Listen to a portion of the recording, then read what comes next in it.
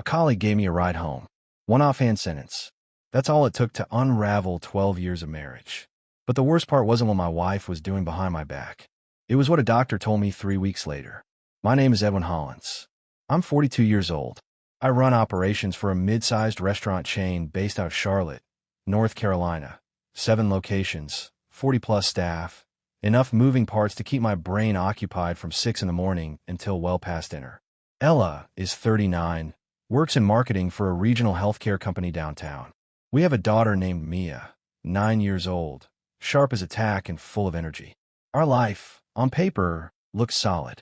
House in a good neighborhood, decent savings, date nights every other Friday. The kind of setup that makes people at cookouts say, "You two are goals." Goals. Right. It started on a Thursday evening in late October. I'd wrapped up a supply meeting with a vendor out in Concord, and my truck was in for brake work. Bad timing, as usual. My colleague Reed Garner, who handles vendor contracts for 2 of our locations, offered to swing me back toward the city. Reed's a straight shooter, mid-40s, not the type to gossip or stir the pot. That's exactly why what he said hit differently. We were 20 minutes into the drive, talking about a supplier who'd been shorting us on produce weights, when Reed went quiet for a second. Then he said, almost like he was thinking out loud, "Hey, random question. Does Ella still drive that white Acura? The MDX?" I glanced over at him. "Yeah, why?" Reed kept his eyes on the road. "Saw a car matching the description parked outside Meridian Grill 2 nights ago. Tuesday. I was dropping off paperwork for the evening manager. Noticed it because the parking sticker on the back. Same gym Carla goes to." He paused. There was a guy with her. Didn't think much of it. Just figured it was a work thing. I said nothing for a moment. "What did he look like?" Reed shrugged. "Tall. Dark jacket." They were walking in together, close. I nodded slowly and changed the subject. But something inside me had already shifted. Quiet and invisible, like a fault line adjusting beneath still ground. I always trusted Ella completely. And it took one ride with a business partner to begin unraveling 12 years of certainty. When I got home that night, Ella was on the couch with a glass of wine, watching something on her laptop with earbuds in. She pulled one out and smiled at me. That easy, practice smile. "Long day." "Yeah," I said. "Supply meeting ran over. Dinner's in the fridge. I made that lemon chicken you like." I went to the kitchen. I heated the plate. I ate standing at the counter, staring at the window above the sink while the neighborhood outside went dark. She came in briefly to refill her wine, kissed my shoulder, and went back to the couch. Everything was normal. Everything was exactly, precisely normal. That was the part that got me. I thought about Tuesday night. I hadn't asked Ella about Tuesday. Not yet. I pulled out my phone and scrolled back through her texts from that evening. She'd messaged me at 6:47 p.m., staying a bit late, quarterly review prep. Don't wait up. Meridian Grill was 12 minutes from her office. Meridian Grill was also not cheap. Not the kind of place you grab a quick bite during a work crunch. It was the kind of place you went when you wanted the evening to feel like something. I didn't confront her. Not that night. I wasn't ready. I needed more than Reed's offhand observation. I needed to know if my gut was reacting to something real, or if I was about to blow up my marriage over a parking lot coincidence. So I did what any man in my position does when he's not ready to face the answer. I made a mental note, said good night to my wife, and lay in the dark next to her listening to her breathe. Sleep didn't come easy, but decision did. I was going to find out what was really going on. Quietly, carefully, and without showing a single card until I had the whole hand. The next 3 days, I said nothing. I smiled at breakfast. I asked about her meetings. I helped Mia with her homework while Ella sat on the couch, scrolling her phone. Normal. Routine. Exactly what she expected from me. But I was listening now. Really listening. Not the half-present, nod and move on kind of listening I've been doing for years.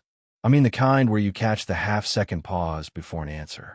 Where you notice the slight shift in someone's eyes when they're reaching for a story rather than a memory. Ella's alibi structure was clean. Too clean. Every evening she was away, she had a reason. Always reasonable. Always just vague enough to not invite follow-up. Wednesday had been quarterly review prep. Thursday was happy hour with Denise. The following Monday was gym, then groceries. I checked the grocery receipt she left on the counter. $51. 2 bags. She'd been gone 3 hours. I started testing the edges. Gently, casually, the way you press on a bruise to figure out how deep it goes. Didn't you say Denise was out of town this month? I asked over coffee one morning, keeping my eyes on my mug. Ella didn't miss a beat. That's next week. She pushed it back. Right, I said. I forgot. She didn't even look up from her phone. I thought about Reed's observation every single day. That white Acura. The man in the dark jacket. Clothes. Walking in together. I replayed the words like a song I couldn't get out of my head. And underneath the replay, one question kept surfacing. How long? The following Friday, I told Ella I had to fly to Nashville for an emergency operations issue at our location there. I even packed a bag, drove to the airport, parked in short term, sat in the terminal for 40 minutes, had a coffee, then turned around and drove back to Charlotte. I parked 3 blocks from Meridian Grill at 6:15 p.m. By 7:02, Ella's white Acura pulled into the lot. She stepped out in that charcoal wrap dress I hadn't seen in months, heels I didn't recognize, hair down. She checked herself in the side mirror before she walked to the entrance. Not a quick check, a deliberate one. He arrived 8 minutes later. Tall, mid-30s, athletic build, confident in the way men are confident when they've never had a reason not to be. He didn't touch her outside. Didn't need to. The way she turned toward him said everything. Open, warm, leaning in before he'd even reached her. They went inside together. I sat in my truck and breathed. I didn't go in. I stayed in that parking lot for 2 hours and 40 minutes. When they came out, she was laughing at something he'd said, her hand briefly touching his arm before she caught herself and pulled it back. Old habit, new discipline. She knew the difference between outside and inside behavior. She didn't scan the lot. She didn't look over her shoulder. She walked to her car like a woman with nothing to account for. I drove home the long way. When I got there, the lights were off. I sat at the kitchen table in the dark for a while, thinking about Mia, asleep upstairs. About the bedtime story I'd read her the night before. About the fingerprint drawings she'd taped to the fridge with mismatched magnets. I wasn't ready to blow this up yet. Not without knowing the full shape of what I was dealing with. The next morning I made a call. A private investigator named Tom Shea, referred by a former colleague who'd been through something similar 3 years ago. We met at a diner near my office. He was quiet, professional, asked the right questions and none of the wrong ones. I gave him dates, the name of the restaurant, the description of the man. He said he'd have preliminary information within 10 days. One more thing, I told him before we parted. I need to know about a company event about 10 years ago. My wife worked at Renfield Health Group. There was a Christmas party or something similar. I need to know who was at that event with her. Specifically, who her direct supervisor was at the time. Tom looked at me steadily. You think it goes back that far? I think, I said carefully, that there are questions I should have asked a long time ago. He nodded and wrote it down. I paid for both coffees, walked back to my car, and sat behind the wheel for a long moment before starting the engine. I was no longer a husband trying to figure out if his wife was lying.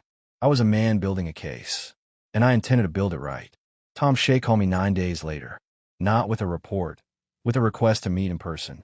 That told me something before he said a single word. We sat in the same diner near my office. He ordered black coffee. I ordered nothing. He slid a manila folder across the table and let me open it myself. The man's name was Owen Marsh, 38 years old, sales consultant for a commercial real estate firm downtown. Married. His wife's name was Nadine. No children. The folder had a printed photo, timestamp surveillance. Owen and Ella walking into Meridian Grill. Another shot from a different evening outside a wine bar on South End. A third one, the one that made my jaw tighten, taken through a restaurant window. Ella's hand across the table, her fingers resting on top of his. How long? I asked. Tom wrapped both hands around his mug.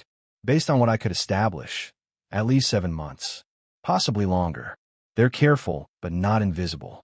Same 2 or 3 locations. Always weekday evenings, never weekends. Never weekends. Because weekends were for family. For Mia. For me. I closed the folder. What about the other thing I asked you to look into? Renfield Health Group. The company event 10 years ago. Tom nodded slowly. That took some doing. He pulled a second sheet from his jacket pocket. Printed email records. A staff directory from a company event. A name circled in blue pen. Her direct supervisor at the time of the annual retreat, 11 years ago, to be exact, was a man named Kurt Strickland. Senior marketing director. 44 now. Still in the area. Runs his own consulting firm out of Ballantyne. I stare at the name. Was there any indication they were close? Outside of work. Close enough that two former colleagues I spoke to, off the record, remembered them being inseparable at that retreat. One described it as, Tom glanced at his notes, the kind of close that makes people uncomfortable at work the following Monday. I sat back in the booth. Ella had come home from that retreat on a Sunday night. I remembered it clearly because I'd picked her up from the airport. She'd looked tired and quiet in a way I'd chalked up to a long weekend. We'd stopped for food on the way home. She'd barely eaten. She told me she was just exhausted. Mia was born 8 months, and 3 weeks later. I thanked Tom. I paid for coffee. I walked to my truck and sat behind the wheel without starting the engine for a long time. The math was already running in my head. The kind of math you don't want to do, but can't stop once it starts. That night, I ordered a home DNA kit online. 2-day shipping. I used a separate email account and a prepaid card I'd picked up at a pharmacy on the way home. When Ella asked what I was doing on my laptop, I told her I was reviewing vendor invoices. She nodded and went back to her show. I watched her from the corner of my eye and felt something quietly close inside me, like a door shutting in a part of my chest I hadn't known was still open. Whatever came next, I was going to face it with both eyes open and every fact in hand. The kit arrived on a Wednesday while Ella was at work and Mia was at school. I signed for her at the door, went straight to the kitchen, and read the instructions twice before I did anything else. The process was straightforward. I used a swab from my own cheek. For Mia's sample, a second swab, taken from her toothbrush in the bathroom she used every morning. The instructions said that was acceptable. I sealed both samples in the labeled pouches, registered the kit number online using the separate email, and drove to the post office during my lunch break. Then I waited. 12 days felt like 12 months. I kept my routine intact. Every morning, I made coffee for two. Every evening, I asked Ella about her day and listened to answers that were smooth and unremarkable. I watched her interact with Mia, the way she helped her with her backpack, braided her hair on Thursday mornings, called her Bug, in that easy, affectionate tone. Ella was a good mother. I had never doubted that. But a good mother and an honest wife were not always the same person. I also scheduled something else during those 12 days, something I've been avoiding for reasons I couldn't fully explain, even to myself. I called a men's health clinic on the east side of Charlotte and booked a complete fertility evaluation. When I arrived, the doctor, a quiet, methodical man in his early 50s, asked me a standard set of questions about our history. How long had we been trying before our daughter? What results, if any, we'd sought from medical professionals at the time. I told him we hadn't seen anyone, that we just kept trying, and eventually it worked. He asked if I'd like to proceed with a full panel. I said yes. The results came back 4 days later. I sat in the examination room and listened to the doctor explain, in measured clinical language, that my sperm count was severely below normal, in the lowest 2% of men tested at this clinic. He used words like motility and morphology and subfertility. He said that natural conception, in my case, was not impossible, but that the statistical probability was, in his professional opinion, extremely low. Less than 2%, he said. Perhaps significantly less, depending on additional factors. I asked him plainly, could a man with these results have fathered a child naturally, without medical intervention? He was quiet for a moment. It's not something I can rule out entirely, he said carefully. But I would be doing you a disservice if I called it likely. I thanked him. I got in my truck. I drove to a park near my office and sat on a bench by the pond for 40 minutes without moving. Less than 2%. Mia was 9 years old. I had coached her t-ball team. I had held her hand during every thunderstorm. I had read her the same 3 picture books so many times I could recite them from memory. I had been her father in every way I knew how to be. And now a clinical report was telling me that her existence, the way it happened, the timing, the story I'd been handed, didn't add up. The DNA kit results arrived 2 days later. I opened the envelope alone at my kitchen table, the house empty, the afternoon light coming flat and gray through the blinds. I read the result once. Then I set the paper down flat on the table and pressed both palms against the surface, breathing steadily. Probability of paternity, 0%.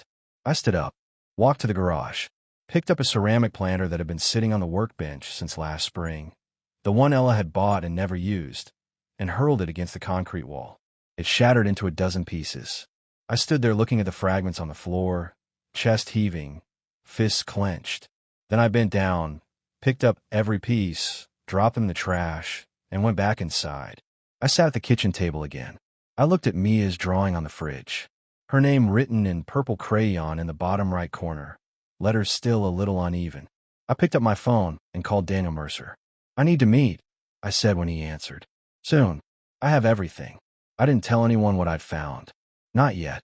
The DNA results sat in my jacket's interior pocket for 3 days like a coal burning through the lining, and I went about my life as if nothing had changed. I reviewed staffing reports. I handled a vendor dispute at our uptown location. I made pancakes on Saturday morning and cut Mia's into triangles the way she liked. Normal. Steady. The face of a man who had not just watched his entire understanding of the last 9 years come apart at the seams. It was a Tuesday afternoon pickup at Mia's school that undid me. I arrived early, unusual for me, but I'd left work late that day. I waited near the main entrance with a handful of other parents, hands in my pockets, half watching the doors. When they opened and the kids came streaming out, I spotted Mia immediately. Purple backpack, one pigtail already half loose, the way it always was by end of day. She was walking beside another girl. Taller, dark-haired, same age. They were laughing about something, heads together. As they got closer, I caught the girl's profile and felt something go rigid in my chest. The cheekbones, the set of the eyes, the way her brow tilted slightly when she laughed. I'd seen that face before, in the folder Tom Shay had put on the diner table. Mia stopped in front of me and grabbed my hand. "Dad, this is Sophie. We're in the same reading group." Sophie looked up at me and smiled politely. "Hi." "Hi, Sophie," I said. My voice came out level. I don't know how. On the drive home, Mia told me Sophie's dad was some kind of business consultant and that he sometimes picked Sophie up on Tuesdays. I nodded and asked follow-up questions I barely heard the answers to. My hand stayed steady on the wheel. Inside, I was already doing the arithmetic that no father should have to do. Sophie Strickland. Same school. Same reading group. Same face. That night, after Mia was asleep, I went to the garage. I stood at the workbench and picked up a ceramic bowl that had been sitting there since last summer. One of Ella's decorating projects she'd abandoned halfway through. I stared at it for a long moment. Then I hurled it against the far wall. It burst apart with a sharp report against the concrete. I stood there watching the pieces settle on the floor, chest heaving, jaw locked. Then I cleaned it up. Every fragment. Swept the dust into the trash. Turned off the garage light and went inside. I didn't sleep much that night. But by morning, I had made a decision about Kurt Strickland. I went back to Tom Shay first. I needed one more piece. Kurt's current routine, his office address, whether he was aware that Mia existed. Tom turned it around in 4 days. Kurt Strickland ran a marketing consultancy out of a suite in Ballantyne. Married 15 years, 2 kids, a son, 12, and a daughter, 9. His daughter's name was Sophie. I read that line twice. Tom's report noted no indication that Strickland had any knowledge of Mia or of Ella's pregnancy from 11 years ago. As far as anyone could tell, he had walked away from that retreat and moved forward with his career and his family without ever looking back. I sat with that information for 2 days. I thought about what it meant to tell him. I thought about what it meant not to. I thought about Mia, sitting in a classroom next to a half-sister she didn't know existed, laughing over a reading assignment. And I thought about Ella, who had known all of this, who had come home from that retreat quiet and pale, said she was just tired, who had told me a few weeks later, with bright eyes and shaking hands, that she was pregnant, who had watched me turn into a father, fully, completely, without reservation, while carrying a secret that could have unraveled everything from day one. I thought about that for a long time. Then I called Daniel Mercer and told him I was ready to move. Daniel Mercer's office was on the 14th floor of a building on Tryon Street. Clean, quiet, the kind of place that smelled like leather and careful thinking. He was a compact man in his early 50s, precise, unhurried, the type who let you finish your sentences before he responded. I'd been referred to him by a colleague 2 years ago and never thought I'd actually need him. I laid everything on his desk. Tom Shay's reports, the DNA result, the medical panel from the fertility clinic, the time-stamped photographs of Ella and Owen Marsh. Daniel read through it without expression, making occasional notes in the margin of a yellow legal pad. When he finished, he looked up. "This is thorough," he said. "You've done the groundwork well. I want to know where I stand." I told him. All of it. The marriage, the paternity, what the court could do. Daniel set his pen down. On the marriage, given documented adultery, North Carolina is a fault state for divorce purposes if you choose to pursue it. The evidence you have is strong. He paused. On the paternity, this is where it gets complicated. You've been the legal father for 9 years. Even with a DNA result of 0, the court may not automatically sever that status. You could be required to continue financial support regardless of biology, depending on how the case is argued. I stared at him. So, I could be legally responsible for a child that isn't mine, because I didn't know she wasn't mine? In several states, including this one, that's a very real possibility, Daniel said evenly. It's not a given, but it's a risk. Her attorney could argue established paternal relationship, emotional bond, best interests of the child. The air in the room felt thick. I exhaled slowly. What about the biological father? Kurt Strickland? Daniel nodded. If you choose to notify him, and if he acknowledges paternity, voluntarily or through a court-ordered test, that changes the landscape considerably. A confirmed biological father in the picture shifts legal and financial responsibility in your direction. I want him notified, I said. Daniel made a note. I can draft a formal letter through my office, or you can do it personally. I'd recommend through counsel. Keeps it clean. Through you, I said.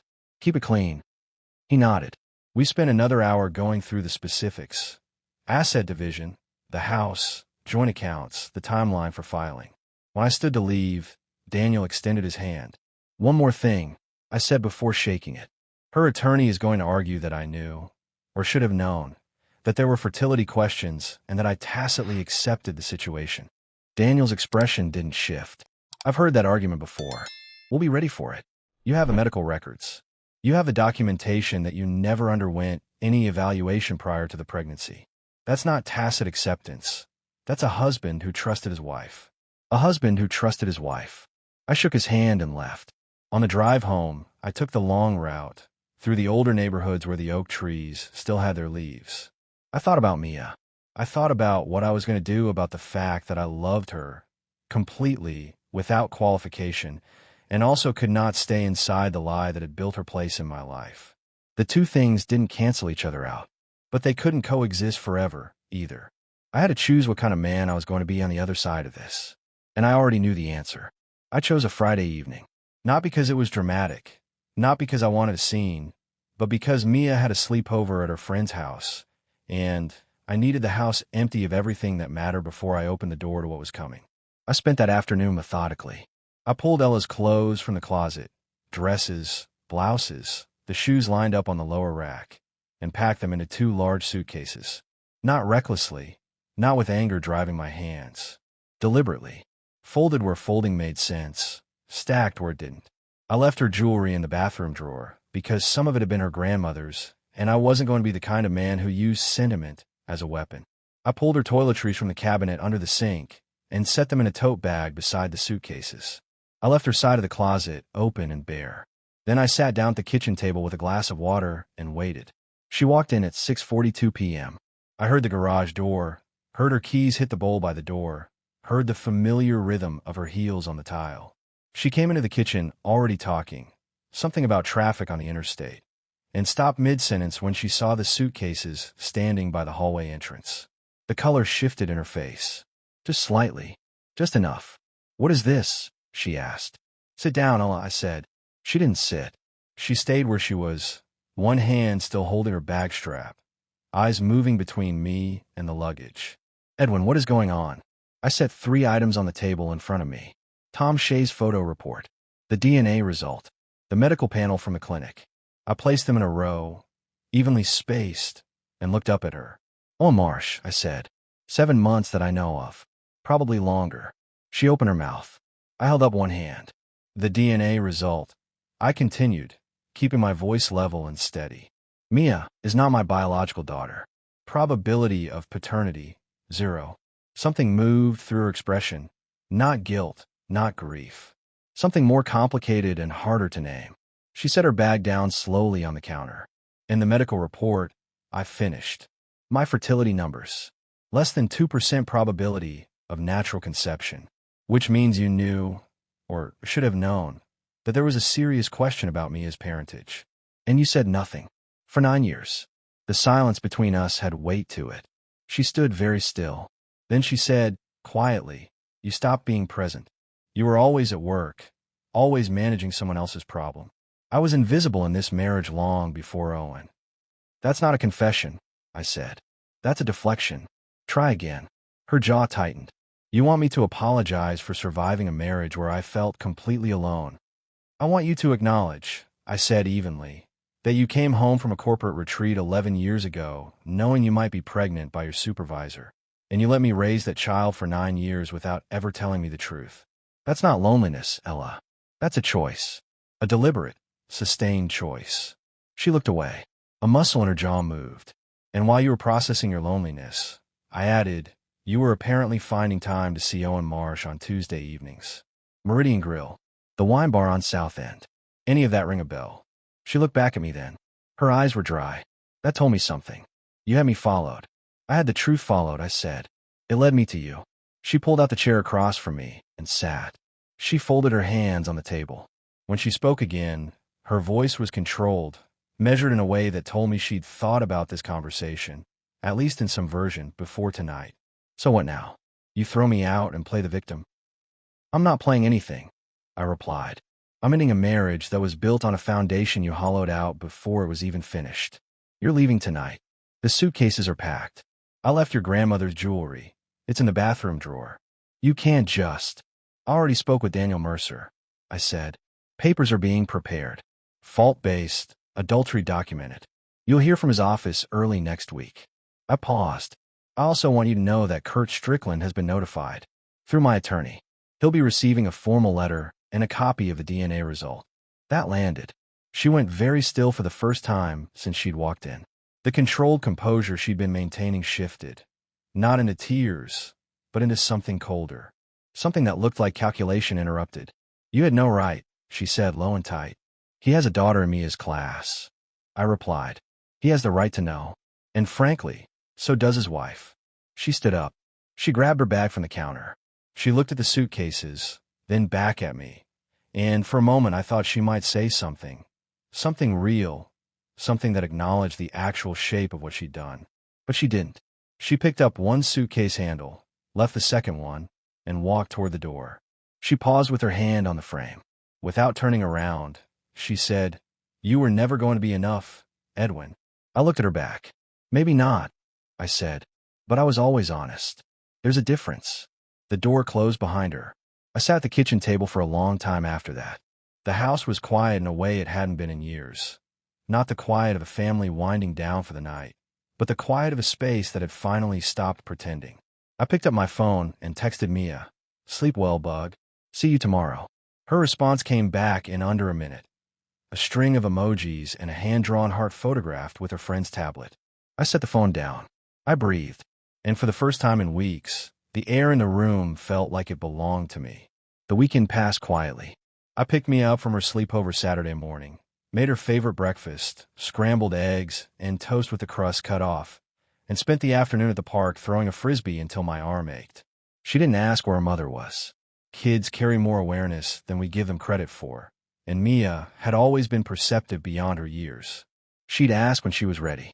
I'd answer honestly, in the way a 9-year-old needed to hear it, when that moment came. Sunday evening, I was reviewing the draft separation agreement Daniel had emailed when my phone rang. Unknown number, local area code. I almost let go to voicemail. Something made me answer. Is this Edwin Hollins? The voice was a woman's, steady, but with something underneath it that sounded like a person holding themselves together through force of will. It is, I said. A short pause. My name is Nadine Marsh. I think you know why I'm calling. I set down the laptop. Yes, I do. Another pause, longer this time. I found the letter from your attorney's office this morning. Owen left it on the kitchen counter. I don't know if he forgot it was there or if he wanted me to see it. I read it twice before I called him at work. Her voice remained controlled, but barely. He didn't deny it. I'm sorry, I said. And I meant it. not as a formality, but as one person to another who understood exactly the specific weight of that kind of morning. "How long did you know?" she asked. "About 3 weeks with certainty," I told her. I had suspicions before that. A colleague saw them together. That's what started it. She was quiet for a moment. 7 months, he told me. He said it was 7 months. She let out a short, humorless breath. I believed him when he said it was nothing last spring. He told me I was imagining things. That phrase hit somewhere familiar. "They're good at that," I said. "Yes." A pause. "I wanted to call you because I don't know exactly. Because I thought you deserved to know it wasn't just your marriage falling apart. And because I wanted to hear from someone who'd already been through the worst part of finding out." She stopped. "Does it get easier?" "Knowing." I thought about that honestly before I answered. "Knowing is actually the easier part," I said. "It's the not knowing that grinds you down. Once you know, you can move. You can make decisions. You have ground under your feet again." She absorbed that. "Your daughter," she said carefully. I read the letter. "I understand there's more to this than just Owen." "There is," I confirmed. "But I'm handling it." "Is she okay?" Nadine asked. "Your daughter?" The question surprised me. Not its content, but its kindness. "She's good," I said. "She's resilient. She's 9, and she throws a frisbee better than I do. So, I think she's going to be fine." A small, genuine sound on the line. Almost a laugh, almost not. "I hope so," Nadine said quietly. "I hope you both are." We said goodbye shortly after. No exchange of information, no plans to speak again. Just two people who'd been living adjacent to the same deception, briefly sharing the weight of it before each going back to carry their own. I sat for a while after the call. Then I opened Daniel's email again and read the draft agreement carefully, making notes in the margins where I had questions. 3 days later, Daniel called to tell me that Kurt Strickland had contacted his office. He wasn't contesting the DNA result. He was, however, requesting time to consult with his own attorney before responding formally. "He's not running," Daniel told me. "In my experience, that means he's going to engage." "Good," I said. That same week, Ella's attorney sent a preliminary response to our filing.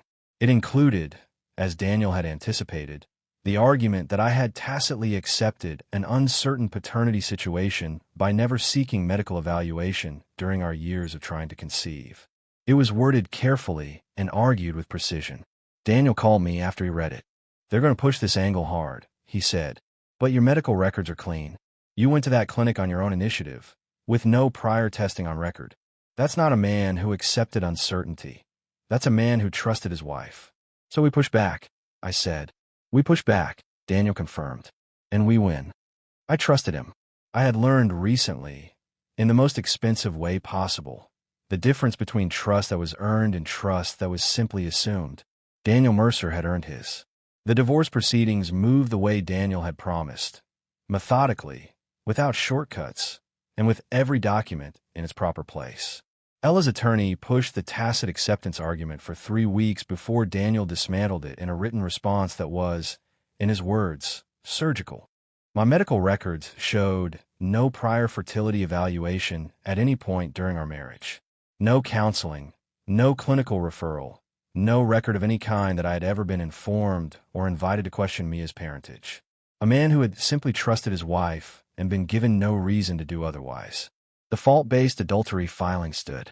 The photographs from Tom Shea's surveillance, combined with the time-stamped evidence, left Ella's side with very little room to maneuver on that front. What consumed more of my thinking, more than the asset division, more than the house, more than the joint accounts we were methodically separating, was the question of Mia. I sat across from Daniel one afternoon in late November and laid it out plainly.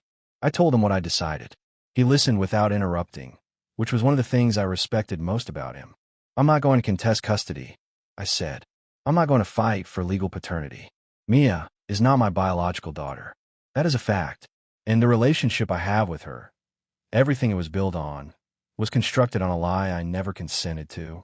I can love her. I do love her.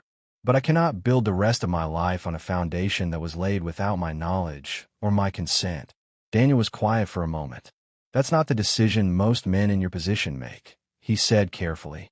"You understand that it means walking away from the legal parental relationship entirely." "I understand," I said. "I'm not walking away from Mia the person. I'm stepping back from a legal status that was assigned to me through deception. Those are different things. He made a note. What about ongoing contact? That's between me and Mia, when she's old enough to understand the full picture. I said, right now, she needs stability. She needs her mother, whatever that looks like. She doesn't need a custody battle layered on top of everything else. Daniel nodded slowly. He wrote it down. And you're aware that relinquishing legal paternity, under these circumstances, also removes your financial obligation? I'm aware, I said. Kurt Strickland has been notified. He'll carry that responsibility. It belongs to him. We sat with that for a moment. Then Daniel moved on to the next item on the list, and I was grateful for that. He understood the difference between a decision that needed to be examined and one that had already been made. The house sold faster than I expected. A fair market listing, split down the middle per the agreement. I found an apartment in a building near uptown, 12 floors up, with a view of the city I hadn't known I'd want until I had it. I moved in with what I needed and left what I didn't. The furniture we'd bought together mostly stayed with Ella. I took the kitchen knives because I was the one who'd always cooked, and a reading chair that had been mine before the marriage. Everything else was replaceable. On a Thursday evening in December, I sat in that new apartment, takeout container on the counter, city lights visible through the window, and scheduled a follow-up appointment at the men's health clinic. Not to revisit the diagnosis, but to begin the conversation about what options existed on the other side of it. The physician I'd worked with was direct and knowledgeable. There were paths, treatments, things worth exploring when the time was right. I also called my brother that night. First real conversation we'd had in months. I told him most of it. He listened the way only an older brother can, without trying to fix anything or soften the edges. When I finished, he said, "You sound clearer than you have in years, Ed." I thought about that after I hung up. Clear was exactly the right word. Not healed. That was going to take longer. Not happy, exactly, not yet. But clear. Like a window that had been filmed with condensation for years and had finally been wiped down. I could see out. That was enough for now. 4 months after Ella walked out of the house with one suitcase, the divorce was finalized on a gray Tuesday morning in a courtroom on East Trade Street. I wore a jacket and tie out of habit. Daniel sat beside me. Ella's attorney sat across. The judge moved through the proceeding with the efficiency of someone who had done this 1,000 times and found it neither remarkable nor trivial. Just the ordered conclusion of a legal arrangement that had run its course. It was over in under 40 minutes. I shook Daniel's hand on the courthouse steps and thanked him. He told me I'd been one of his more organized clients. Coming from Daniel Mercer, I took that as high praise. I drove to my restaurant location on the south side. Not because I needed to be there, but because I wanted to be useful with my hands. I walked the floor, checked inventory with the operations manager, tasted 2 sauces that were being adjusted for the spring menu, and had a brief meeting about a staffing issue at our Plaza Midwood location. Ordinary, concrete work. The kind that doesn't ask anything of you except attention and judgment. By the time I got home to the apartment that evening, the tension I'd been carrying in my shoulders for 4 months had loosened to something more like ordinary fatigue. Kurt Strickland, per Daniel's last update, had formally acknowledged paternity through his attorney. His response to our legal correspondence had been measured and without hostility, a man dealing with the consequences of his own choices, which was not my concern.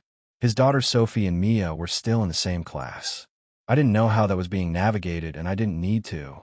It was no longer my household to manage.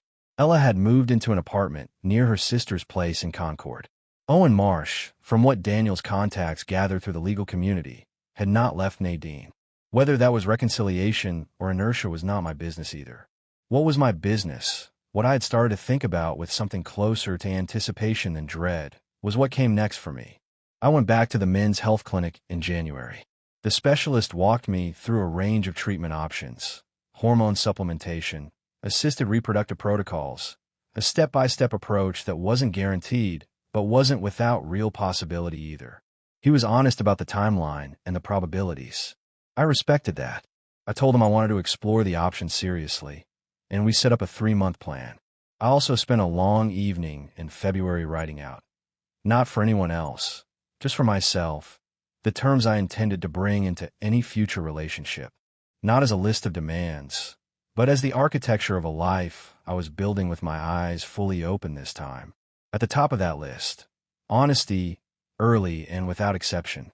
And beneath that, stated plainly, any woman I chose to build a family with would need to understand that I would require a paternity confirmation when a child was born.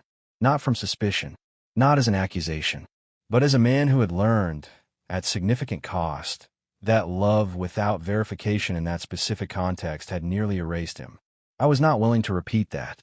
I was not willing to raise another child I loved completely only to learn, through a manila envelope on a kitchen table, that the entire premise of that love had been a construction someone else had made for their own convenience. If a woman found that condition unacceptable, that told me everything I needed to know before we got any further. The Saturday before the divorce was finalized, I'd done one more thing. I drove to the park where I'd taken Mia dozens of times over the years, the one with the duck pond and the old wooden footbridge she always wanted to run across. I sat on the bench near the water for an hour. I wasn't there to mourn. I was there to mark the end of something, the way you mark the end of a long journey. Not dramatically, not with ceremony, just with presence. I thought about who I had been when I first took Mia to that park. 20 minutes of frisbee and a juice box and her delighted face when a duck got too close and startled her. I thought about the man I was now, sitting on the same bench 9 years later, with a cleaner understanding of the world and a quieter trust in my own judgment. I hadn't become harder. I didn't want to be harder. I just wanted to be awake, fully, consistently awake, in a way I hadn't been for most of my marriage. I drove home. I made dinner for one, which I'd gotten surprisingly good at. I sat by the window and ate while the city went dark below and the lights came on one by one, the way they always had, indifferent and steady. I was 42 years old. I had a good career, a city apartment with a view I was starting to like, a doctor who was helping me map a path forward, and a very clear picture of what I would and would not accept in the life ahead of me.